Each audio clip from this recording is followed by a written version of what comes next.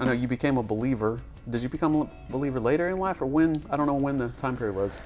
I was a believer in like junior high. I was going to a Tuesday evening deal. I grew up in Connecticut, so I was a beach kid, always on the beach, windsurfing and stuff, and met these windsurfer dudes, and they're like, yeah, we'd get together on these Tuesday nights and we go sing music and we talk, and I don't know how we got sold on it, but I was like, yeah, sure. That's why I learned that I wanted to play guitar. I just kept watching them going, that looks fun. I need to learn how to do that. And it was called Focus, Fellowship of Christians in University Schools, kind of like a Young Life type thing. Yeah. Accepted Christ at one of their camps, and just kind of felt him whisper in my ear like, I'm with you, and just had this like kind of experience.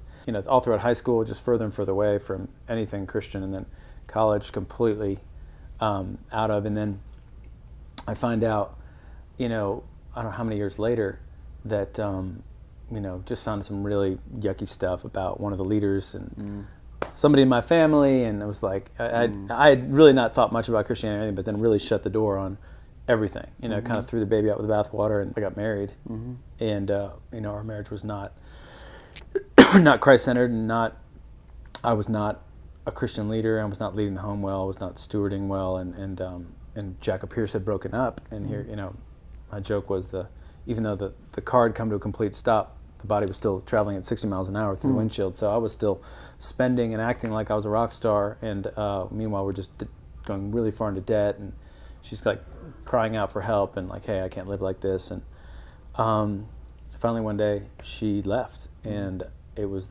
just the hardest thing I've ever gone through in my life. We just had a baby, and we had like a 1-year-old, and it was really, really, really tough. And I'll never forget being, I think she'd finally moved out, being in my house all by myself, and just completely falling down to my knees. I'd never fallen to my knees in pain ever in my life, and I just dropped and collapsed, and was at my bed pulling my sheets and my comforter and my pillows to me, sobbing that deep, like only babies that sob that's just like from the deepest part of your soul. And I said out loud, I was like, God, you got me. I just had pushed him down for so long that I didn't even, I just had gotten so used to the fact that he wasn't even there. I just glazed him over. The world was so loud that I couldn't hear him. And it was then I was like, you got me. You've been after me for, I could sense then. I was like, oh my God, I could just see years of him after me.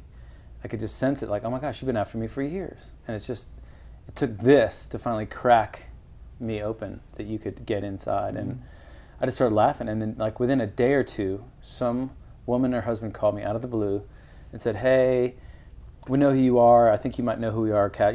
We've seen each other around, but God has just had you on our heart for like 3 weeks and just will not stop. If she'd called me days earlier, I'd be like, whatever, take your Christianity elsewhere. Thanks a lot. Because I'd had people over the years like, hey man, we're getting together, just a group of guys just to talk about life and politics and whatever, man, whatever comes up. I'm like, thanks, Jesus freaks. I don't need that right now. Thank you very much. I just hated the way it was shroud and like, hey man, we'll just hang out, man. It's cool, And I was always averse to it. And then this happened, and I was like, sure, I'm open. What's up?